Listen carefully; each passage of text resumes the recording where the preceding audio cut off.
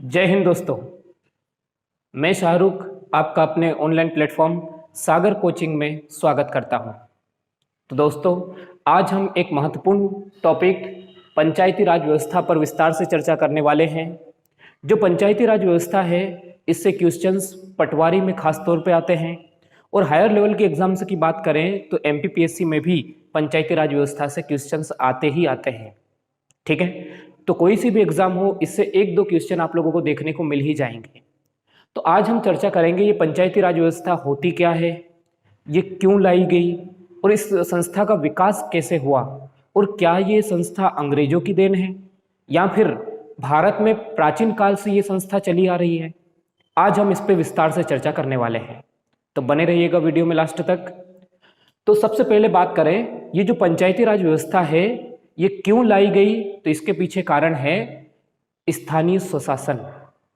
इसका उद्देश्य क्या है पंचायती राज व्यवस्था लाने का? स्थानीय स्वशासन। तो स्थानीय स्वशासन क्या है?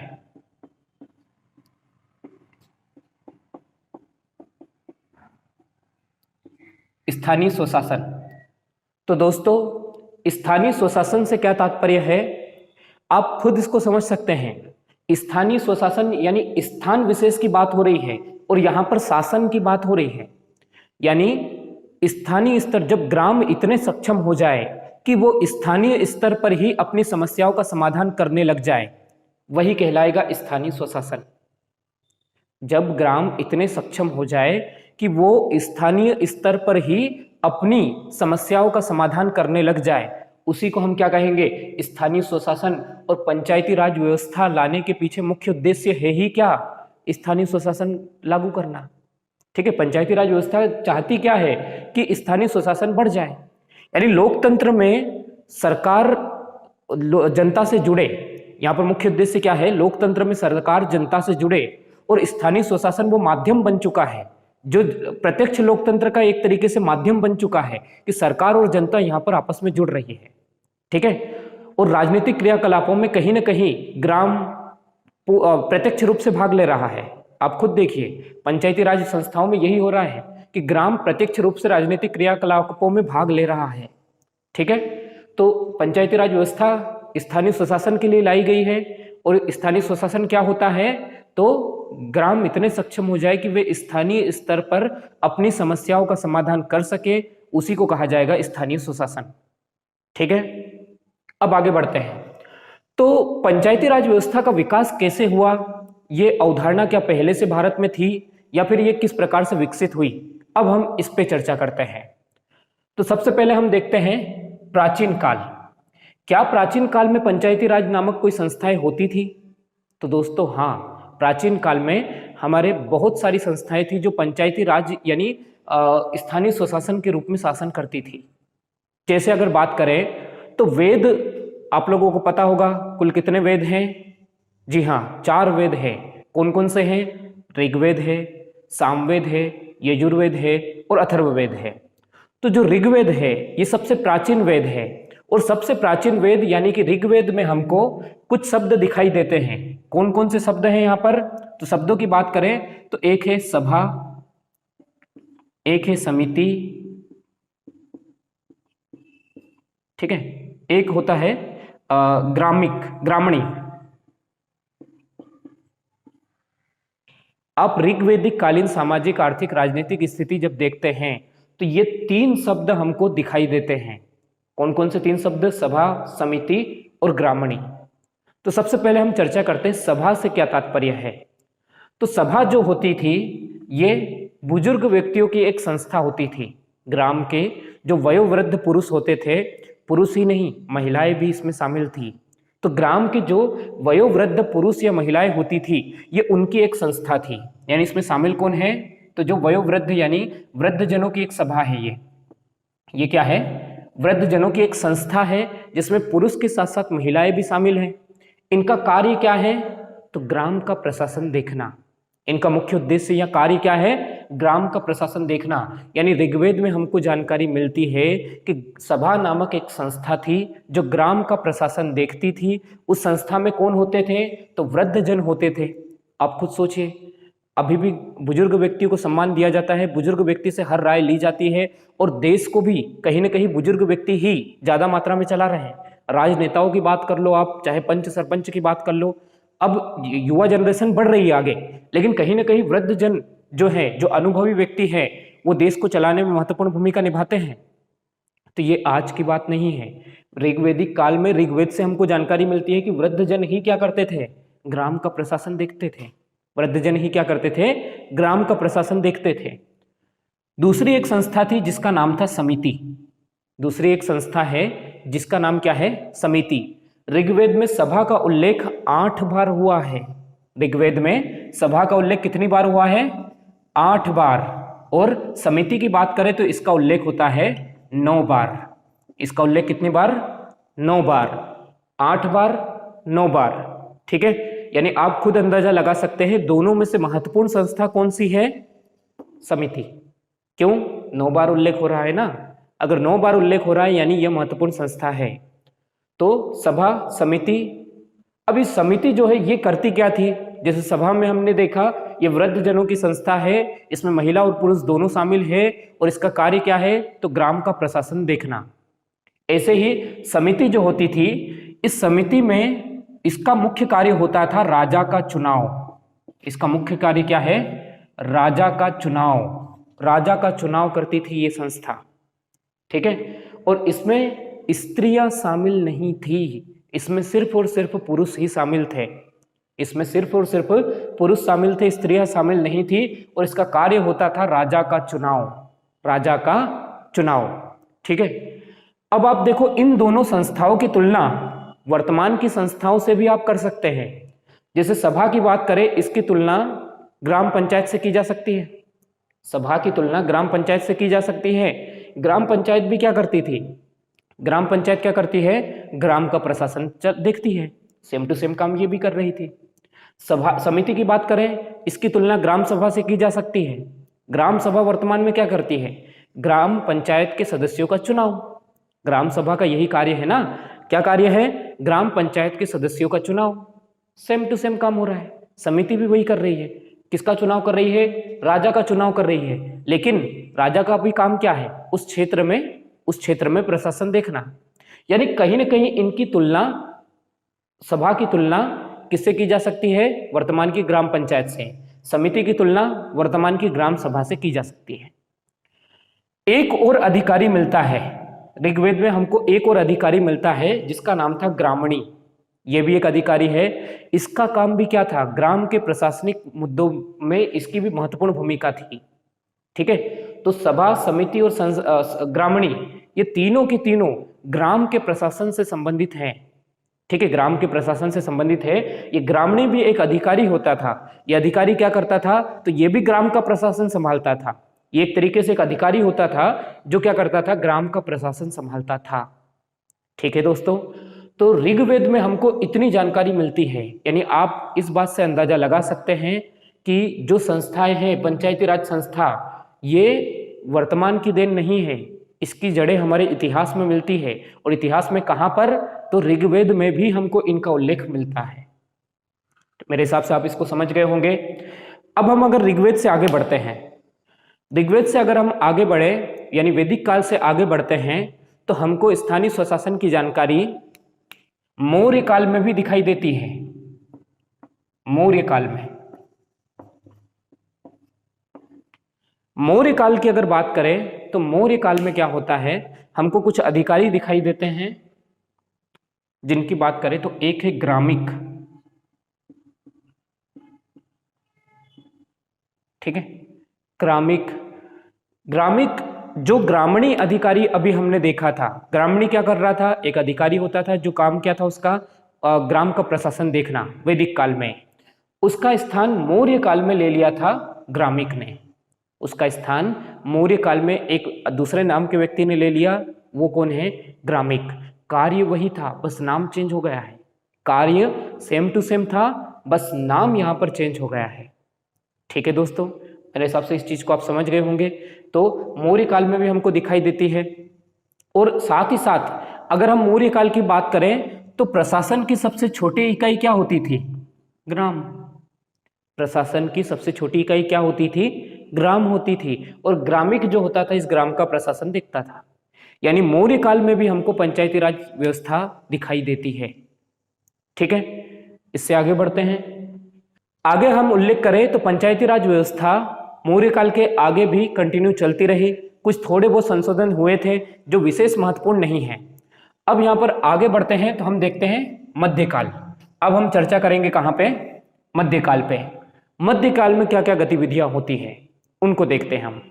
मध्यकाल में हमको कुछ नए नए पद दिखाई देते हैं, जैसे पटवारी, जैसे मुकद्दम, जैसे चौधरी, ठीक है, जैसे पट्टिकल।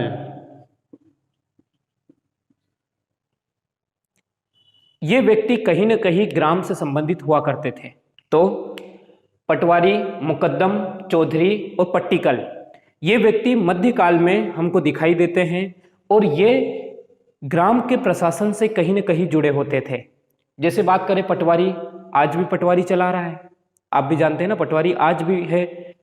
मुकद्दम की बात करें, मुकद्दम, चौधरी, ये हुआ करते थे, आज भी है, लेकिन मतलब इनका कोई विशेष स्थान अब नहीं रहा। पट्टिकल, पट्टिकल ही आगे चल के क्या बन गया? पटेल। ये पट्टिकल से ही पटेल शब्द निकला है और ये भी क्या करता था? ग्राम का मुखिया होता था। यानी हमें मध्यकाल में भी पंचायती राज व्यवस्था के कुछ लक्षण दिखाई देते हैं, बस नाम उनके सभी के चेंज हो गए थे। कहीं पे पटवारी, कहीं पे मुकद्दम, कहीं पे चौधरी, कहीं पे पट्टिकल या पटेल उसको कहा जाने लगा। ठीक है, यानी ये व्यवस्था मध्यकाल में भी हमको विस्तार से दिखाई देती है। तो इतना अपने को यहां पर याद रखना है। फिर इससे आगे बढ़े अगर अपन, अब बात करते हैं थोड़ा सा आधुनिक काल की। अब थोड़ी विस्तार से चर्चा करते हैं किस पे? आधुनिक काल पे। अब यहां पर याद रखना, आधुनिक काल की अगर हम बात करते हैं तो आपको पता है आधुनिक काल में हम किसके गुलाम थे? अंग्रेजों के। तो अंग्रेजों ने क्या किया? उनके नियम हम पे थोपना शुरू कर दिए। लेकिन जब अंग्रेजों को यह पता चला कि भारत की स्थिति और ब्रिटेन की स्थिति बहुत अंतर है, दोनों की राजनीतिक, सामाजिक, आर्थिक संरचना में बहुत अंतर है, तब उन्होंने हमारी स्थानीय स्वशासन की जो संस्थाएं थी, यानी पंचायती राज की जो संस्थाएं थी, उनको धीरे धीरे मान्यता देना शुरू कर दी। वरना पहले उन्होंने अपने नियम थोपना शुरू कर दिए थे। तो यहां पर अगर बात करें तो आधुनिक काल में यानी अंग्रेजों के समय पंचायती राज व्यवस्था को कुछ मान्यताएं मिली। तो यहां पर इतने सन महत्वपूर्ण हैं जिन पे हम आज चर्चा करने वाले हैं। तो सबसे पहले बात करें तो 1861, सबसे पहले बात करते हैं 1861 की। 1861 में क्या होता है? तो 1861 में एक गवर्नर जनरल है जिसका नाम था, एक गवर्नर जनरल है जिसका नाम था लॉर्ड मेयो। Lord Mayo. इसी के समय भारत में पहली बार जनगणना हुई थी। याद रखना, कभी ऐसा क्वेश्चन बन जाए, भारत में पहली बार जनगणना कौन से गवर्नर जनरल के दौरान हुई? तो कौन से? Lord Mayo. लॉर्ड मेयो के समय भारत में पहली बार क्या हुई थी? जनगणना हुई थी। और इसी व्यक्ति ने क्या किया था? 1861 में जो पंचायती राज संस्थाएं थी उनको कुछ हद तक स्वतंत्रता प्रदान की थी। कुछ हद तक उनको स्वतंत्रता प्रदान की थी, यानी उनको वित्तीय स्वतंत्रता खासतौर पर प्रदान की थी अंग्रेजों ने। ठीक है, तो यहां पर पहला गवर्नर जनरल जिन्होंने, अंग्रेजों ने पहला गवर्नर जनरल जिन्होंने क्या किया? पंचायती राज व्यवस्था को समझा, तो वो व्यक्ति था लॉर्ड मेयो। लॉर्ड मेयो ने पंचायती राज संस्थाओं को पहली बार स्वतंत्रता प्रदान की थी। इसके बाद कौन आता है? तो इसके बाद में 1882 में एक गवर्नर जनरल आता है जिसका नाम है Lord Ripon. Lord Ripon. Lord Ripon की बात करें तो यहां पर कुछ महत्वपूर्ण फैक्ट आ जाता है लॉर्ड रिपन से संबंधित। 1882 में लॉर्ड रिपन ने क्या किया? पंचायती राज से संबंधित एक कानून पारित किया। उस कानून को क्या कहा जाता है? तो उस कानून को कहा जाता है पंचायती राज का मैग्ना कार्टा। उस कानून को क्या कहा जाता है? पंचायती राज संस्थाओं का मैग्ना कार्टा कहा जाता है। पहला महत्वपूर्ण फैक्ट। दूसरी बात करें तो लॉर्ड रिपन को ही पंचायती राज संस्थाओं का पिता कहा जाता है। यानी एग्जाम में क्वेश्चन बने, पंचायती राज संस्थाओं के पिता कौन है? Lord Ripon. ठीक है, पंचायती राज संस्थाओं के फादर कौन है, पप्पा कौन है? तो कौन आ जाएगा? लॉर्ड रिपन आ जाएगा, आपको इतना याद रखना होगा, बहुत महत्वपूर्ण फैक्ट है ये। ठीक है, अब लॉर्ड रिपन के बाद अगर बात करें कि किसी ने पंचायती राज संस्थाओं को समझा, तो वो कौन थे? लॉर्ड रिपन के बाद 1907 में शाही आयोग,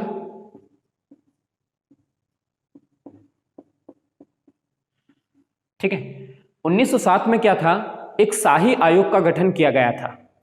इसका उद्देश्य क्या था? पंचायती राज संस्थाओं को कुछ विशेष अधिकार प्रदान करने थे, उनके संबंध में सिफारिश करना थी। तो शाही आयोग ने का गठन कब हो रहा है? 1907 को, और शाही आयोग ने अपनी रिपोर्ट सौंपी थी 1909 को, और इसकी रिपोर्ट को आधार बनाकर 1920 में असम, बिहार, पश्चिम बंगाल, ठीक है, पश्चिम बंगाल उस समय बंगाल था, तो असम, बिहार, बंगाल, मद्रास, पंजाब, ऐसे कुछ राज्यों में पंचायती राज संस्थाओं के संबंध में कानून बने। आप खुद देख लेना दोस्तों, शाही आयोग गठन कब हुआ? 1907 में, रिपोर्ट सौंपी 1909 में, रिपोर्ट के तहत कानून बना 1920 में। काफी लंबी प्रक्रिया हो गई। इससे पहले भी कुछ गतिविधियां यहां पर देखने को मिलती है। 1915 में एक गवर्नर जनरल था जिसका नाम था लॉर्ड हार्डिंग। लॉर्ड हार्डिंग ने भी कुछ हद तक पंचायती राज संस्थाओं के महत्व को समझा और उनको कुछ स्वतंत्रताएं प्रदान की थी। तो लॉर्ड हार्डिंग का भी नाम पंचायती राज संस्थाओं के विकास में बहुत महत्वपूर्ण है, इनका नाम भी अपने को याद रखना है। ठीक है, फिर अगली बात करें तो आते हैं 1919 के अधिनियम के तहत, जो कि पंचायती राज संस्थाओं में एक टर्निंग पॉइंट के रूप में सामने आता है। तो बात कर रहे हैं हम 1919 के अधिनियम की।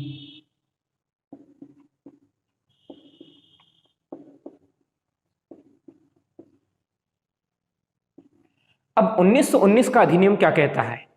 तो 1919 के अधिनियम के अंतर्गत दो बातें थी।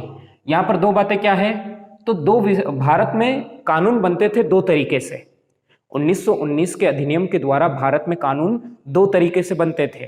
ठीक है, कैसे बनते हैं? जैसे वर्तमान में आप जानते हो भारत में कानून कौन बनाता है? तो विधायिका, केंद्र में संसद बनाती है, राज्यों में राज्य विधानमंडल बनाती है।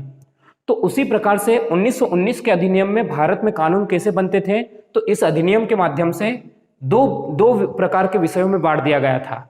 जैसे एक थे आरक्षित विषय और एक थे हस्तांतरित विषय। एक थे आरक्षित विषय और एक थे हस्तांतरित विषय। ठीक है, अब पहला क्वेश्चन आप लोगों के दिमाग में आ रहा होगा, ये आरक्षित विषय, हस्तांतरित विषय, ये है क्या? ये विषय शब्द सुनते ही आपके मन में आ रहा होगा इतिहास, गणित, अंग्रेजी, ठीक है, इस टाइप के विषय आप लोगों के दिमाग में आ रहे होंगे। ये कतई विषय नहीं है। विषय से मतलब रक्षा, ठीक है, बीमा, रेलवे, ये विषय समझ गए ना? विषय कौन से? रक्षा, बीमा, रेलवे, ये विषय हैं। हिस्ट्री, पॉलिटी, ज्योग्राफी, अंग्रेजी, हिंदी, गणित, ये विषय नहीं है। ठीक है, तो आरक्षित विषय ऐसे विषय होते थे जिनमें क्या होता था, जो गवर्नर जनरल होता था वो डायरेक्टली कानून बनाता था अंग्रेज मंत्रियों की सहायता से, अंग्रेज अधिकारियों की सहायता से। और हस्तांतरित विषय ऐसे विषय होते थे जिसमें गवर्नर बनाता था कानून, गवर्नर ही, लेकिन भारतीय मंत्रियों की सहायता से। ठीक है, यहां पर कौन शामिल रहेंगे? भारतीय मंत्री शामिल रहेंगे। बनाएगा कानून कौन? तो गवर्नर जनरल ही कानून बनाएगा, लेकिन हस्तांतरित विषयों पर कानून बनाते समय वो भारतीय मंत्रियों की सलाह लेगा और फिर कानून बनाएगा, लेकिन यहां पर वो भारतीय मंत्रियों की सलाह नहीं लेगा। ठीक है, समझ गए होंगे आप लोग। तो जो पंचायती राज विषय जो था ये यहां पर शामिल था। ठीक है, ये शामिल किसमें था? हस्तांतरित विषयों में शामिल था। यानी 1919 के अधिनियम के अंतर्गत पंचायती राज व्यवस्था को हस्तांतरित विषयों के अंतर्गत शामिल कर दिया गया था। ठीक है दोस्तों, मेरे हिसाब से समझ में आ गया होगा। तो कभी ऐसा क्वेश्चन पूछे कि 1919 के अधिनियम के अंतर्गत इसको किस में शामिल कर दिया गया था, तो याद रखना ऑप्शन में लिखा रहेगा हस्तांतरित विषय, और उसी में पंचायती राज व्यवस्था को रख दिया गया था। ठीक है, आगे बढ़ते हम। फिर क्या होता है? अगला सन है 1935 का अधिनियम। 1935 के अधिनियम के अंतर्गत जो पंचायती राज व्यवस्था है उसे राज्य सूची में शामिल कर दिया गया था। अब पंचायती राज व्यवस्था को कहां शामिल कर दिया गया है? राज्य सूची में। 1919 के अधिनियम में क्या हुआ था? हस्तांतरित विषयों में शामिल कर दिया। 1935 के अधिनियम में राज्य सूची में इसको शामिल कर दिया है। इतनी बातें आप लोगों को फैक्ट के रूप में याद रखना है। ठीक है दोस्तों, एक बार फिर थोड़ा रिवीजन कर लेते हैं। प्राचीन काल की बात कही थी हमने, वेदों में सभा, समिति, ग्रामणी, इन अधिकारियों की जानकारी ली। उसके बाद आगे बढ़े, मौर्य काल में ग्रामिक ने ग्रामणी का स्थान ले लिया था। फिर मध्यकाल में हमने देखा था पटवारी, मुकद्दम, चौधरी, पट्टिकल या पटेल जो थे ये नए अधिकारी जुड़ गए। फिर हम आए अंग्रेजों के शासनकाल में। 1861 में लॉर्ड मेयो ने कुछ स्वतंत्रताएं प्रदान की। 1882 में लॉर्ड रिपन ने जो अधिनियम पारित किया था उसको मैग्ना कार्टा भी कहा जाता है। दूसरी बात करें तो लॉर्ड रिपन को क्या कहा जाता है? पंचायती राज संस्थाओं के पिता। 1907 शाही आयोग, इसने कुछ हद तक स्वतंत्रताएं प्रदान की। 1915 लॉर्ड हार्डिंग ने यह कार्य किया। 1919 हस्तांतरित विषयों में शामिल हो गए और 1935 के अंतर्गत राज्य सूची का विषय बना दिया गया पंचायती राज संस्थाओं को। अब क्या होता है, हम आजाद हो गए 1947 में। 1947 में 15 अगस्त 1947 को भारत आजाद हो गया। आजादी के बाद हमने क्या घटनाक्रम किया? तो आजादी के बाद में हमने एक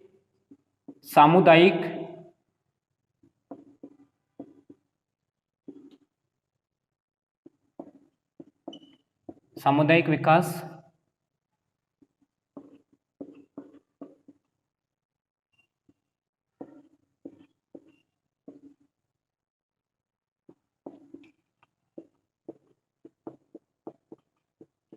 सामुदायिक विकास एवं पंचायती राज मंत्रालय का गठन किया।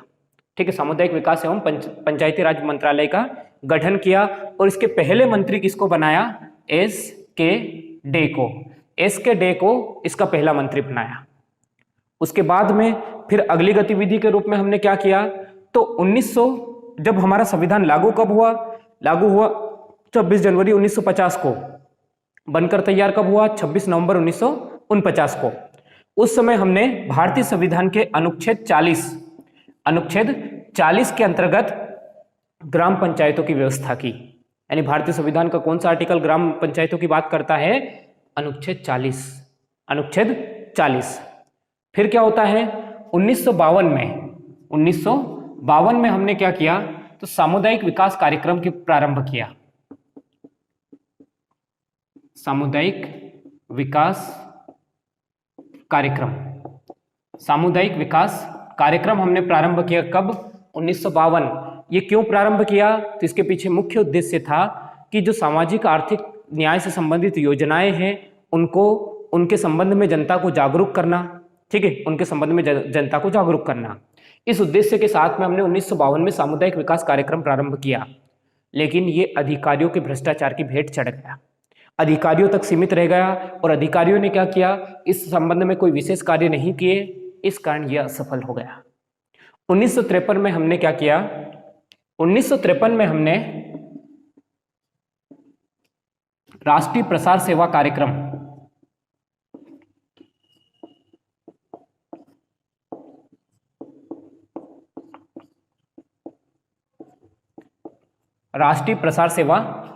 प्रारंभ किया। कब? 1953 में। और इस कार्यक्रम का उद्देश्य क्या था? ये जो असफल हो रहा था इसको बचाना, लेकिन ये खुद भी असफल हो गया। ये जो असफल होने से बचाने वाला था, लेकिन ये खुद भी असफल हो गया। ठीक है, तो इस तरीके से अभी तक हमने समझा 1953 तक पंचायती राज संस्थाओं का विकास कैसे हुआ। अब इससे आगे की जो कहानी रहेगी वो हम नेक्स्ट वीडियो में पार्ट 2 के अंतर्गत देखेंगे। तो आप पार्ट 2 जरूर देखिएगा दोस्तों। और अगर वीडियो अच्छा लगा हो तो लाइक, शेयर, सब्सक्राइब कीजिएगा।